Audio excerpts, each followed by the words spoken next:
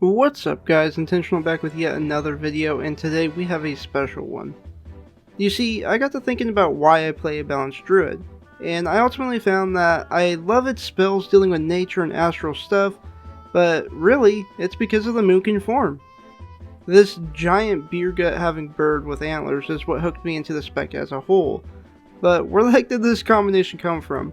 What man was able to come up with this near perfect creation? And although it honestly isn't really an original creation, with many other people just popping antlers on the animals and calling them mystical, the Moonkin is unique in that I've never seen / heard of anything close to what a Moonkin is.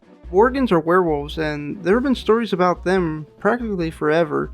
Elves were mentioned in William Shakespeare's play A Midsummer Night's Dream, goblins find their origin in the Middle Ages, etc, etc.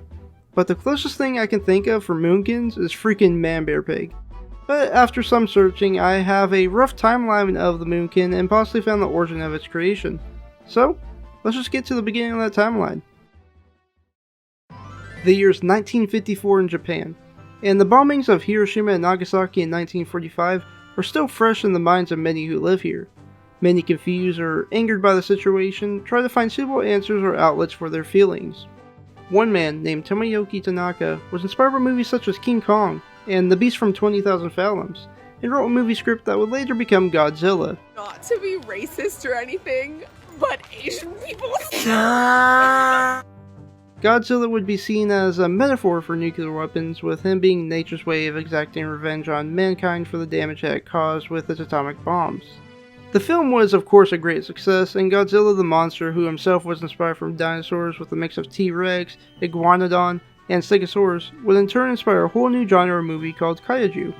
This genre focused on giant monsters that would attack cities or military bases, and these monsters were different from one another, but usually they would be representative of at least one animal in the animal kingdom.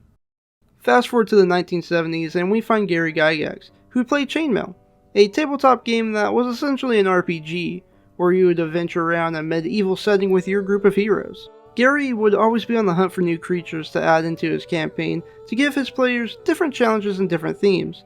He would usually be inspired from Pulp Fiction or sword and sorcery stories, but he would also keep an eye out anywhere he went. This included a dime store, where he found a packet of prehistoric animals that were made in Hong Kong. Some of these animals turned out to be kaiju monsters that would inspire Gary to create new monsters that would eventually show up in his upcoming co-creation of a little game called Dungeons & Dragons. One of these monsters was an owlbear, which first appeared in 1975 and would show up in other editions of the game as well.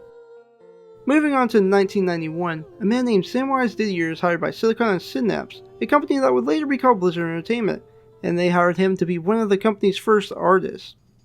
Now, just like Gear before, Samwise would take inspiration from practically anywhere, and his experiences would shape the game that we play.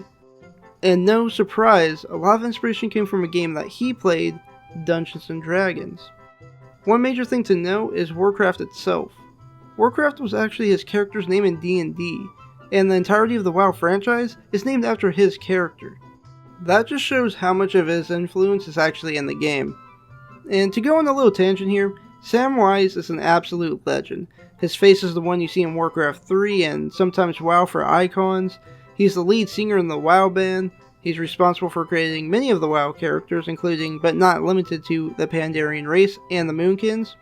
He's a very cool dude, and his art is amazing. I've linked down below for his Divine art profile, where he posts concept art and other things.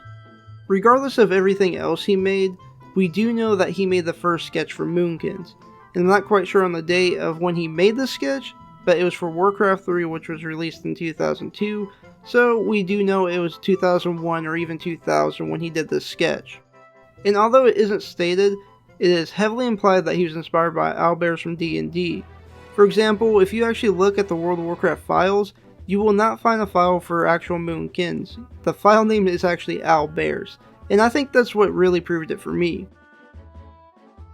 Now, although the Moonkins of Warcraft 3 certainly do not look like how the drawing does, the Moonkins of World of Warcraft, which was released in 2004, certainly do. Now, even though they were in the game, they were technically NPCs, and it wasn't until 2005 when they were added to the balance tree for druids that they were actually playable. And this is where I would pinpoint when Moonkins really took off, and people started to love the model and everything about them. and these playable Moonkins would eventually evolve into different forms for different races. So the story doesn't end here, and I believe the story will for sure carry on and inspire other creators for their monsters. And honestly, I find it absolutely mind-blowing that the atomic bombings would eventually lead to Moonkins.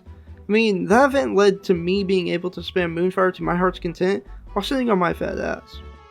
But anyhow, I hope you guys enjoyed this journey into the eventual creation of the Moonkin, and if you want to see more videos from me, hit that sub button and leave a like if you liked the video. You can also chat with me on Twitch, where I'm mainly doing Moonkin stuff in Classic WoW as well. Anyhow, hope you guys all have a good day, and peace.